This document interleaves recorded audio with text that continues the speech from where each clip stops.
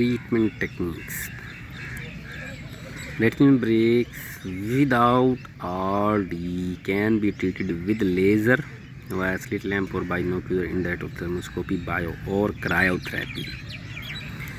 दो चीज़ें हैं ब्रेक के लिए, लेज़र और cryotherapy. In most cases laser is the optimal technique क्योंकि लेसर इन्वेसिव है, as it is more precise, causing less collateral retinal damage with lower risk of epiretinal membrane formation. Adequate treatment of the base of a very peripheral lesion may only be possible with bio or cryotherapy due to the requirement for indentation to visualize the cornea, visualize the area. Cryotherapy may be preferred for multiple contiguous tears or extensive lesions and in eyes with hazy media or small pupils. Cryo ठीक है ना, तो hazy media है, small प्यूपिल है और जिसमें laser लगाना मुश्किल है, मल्टीपल हैं, कंटिन्यूअस टेयर्स हैं, तो फिर आप क्रायो की तरफ चले जाएँ. लेज़र रेटिनोपैक्सी, ये थोड़ी सी लेज़र के बारे में कुछ बातें बताई हैं. Using slit lamp delivery under topical anaesthesia, occasionally regional और even general anaesthesia is required. Typical settings are duration of 0.1 second, a spot size of 200 to 300 micrometer. ठीक है, with a 3 mirror contact lens और 100 to 200 micrometer with a wide field lens and a starting power of 200 millivolt. The power should be adjusted as appropriate to obtain moderate blanching with head mounted bio delivery.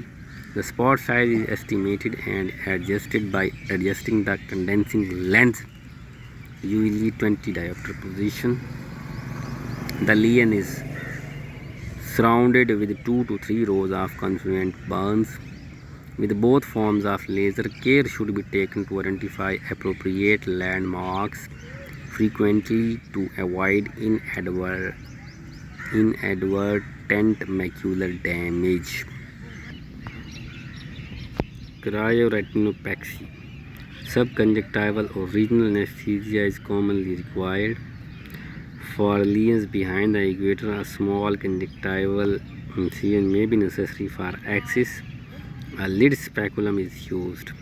The cryotherapy probe tip must be exposed beyond its rubber sleeve.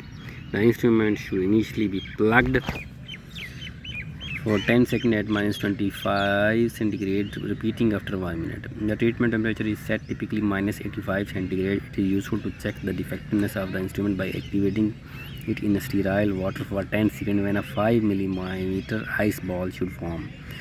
Under biovisualization, the lesion is indented and the foot pedal depressed until visible whitening of the area is seen. It is critical not to remove the tip from the treated area until thawing occurs, 2 to 3 seconds.